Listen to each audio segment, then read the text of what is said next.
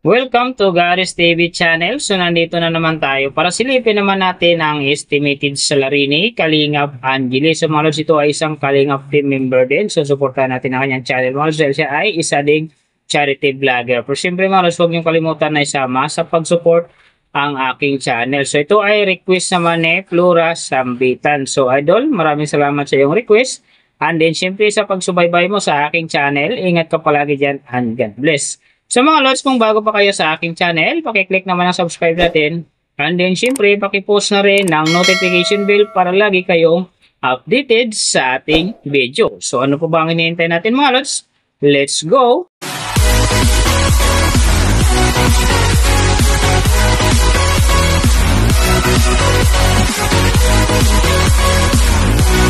So mga lods, si Kalingap Angeli sa ngayon ay mayroon ng upload videos na 373 and then mayroon na rin siyang subscriber na 88.8k. So may video views naman siya ngayon na 10,498,820. And then yung kanyang country naka-blank pa, pero alam naman natin mga lods na isa din itong Pilipinas. So yung channel type niya, ganun din naka-blank pa. And then yung account niya ginawa ito noong May 2022. So doon naman sa kanyang total grade, nakakuha siya ng B-. And then sa kanyang social blade rank naman, nasa 613,222. So doon naman sa kanyang subscriber rank, nasa 2,668. And then sa kanyang video views rank naman, nasa 1,069,591. So doon naman sa kanyang country rank, same pa rin mga lods naka-blank. And then sa channel type rank niya, ganun din mga lods naka-blank pa. So nakita na natin yung kanyang ranking. Silipin naman natin yung kanyang last 30 days na subscriber. So nakakuha siya dito ng 900. Ang kinaganda lang dito mga lods kasi ang kanyang percentage ay umangat ng 12.5%. So ibig sabihin mas maganda ang pasok ng kanyang subscriber ngayon kung i-compare natin sa nakaraan niyang buwan. So doon naman sa kanyang views mga lods in the last 30 days, nakakuha siya dito ng 350.174k views. So maganda rin ang kinalabasan kasi ang kanyang percentage dito ay umangat ng 11.4%.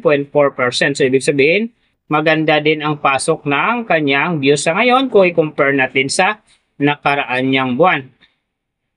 So nakita na natin yung kanyang ranking, last 30 days subscriber, and din yung kanyang views. Silipin naman natin yung kanyang daily summary from subscriber, views, and then yung kanyang earning.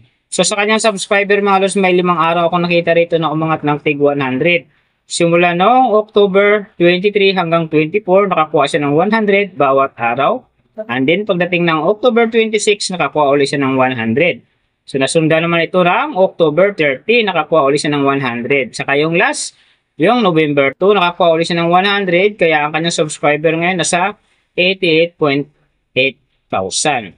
So doon naman sa kanyang views mga lods, yung magaganda rito, October 22, nakakuha siya ng 15,000. And then pagdating naman dito ng October 24, nakakuha siya ng 35,000. So pagdating naman dito ng October 31, nakakuha siya ng 21,000. So yan ang magagandang views na nakuha niya mga lods.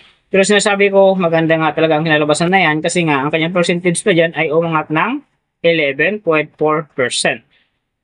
So doon naman sa kanyang earning mga lods, tingnan natin dito yung October 25. So sa kanyang low estimated, nakakuha siya ng $6.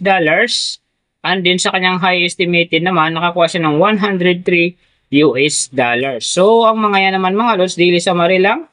Mas maganda kung silipin natin yung naka-round off na from daily, weekly, and monthly para malaman na natin kung magkano na ngayon ang estimated salary ni Kalingap Angeli dito sa YouTube. So unahin natin yung kanyang daily average.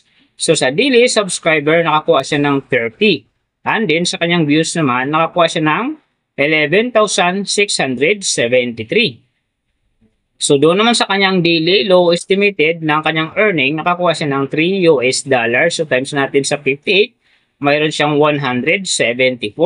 And then sa kanyang daily high estimated naman ng kanyang earning, nakakuha siya ng $47.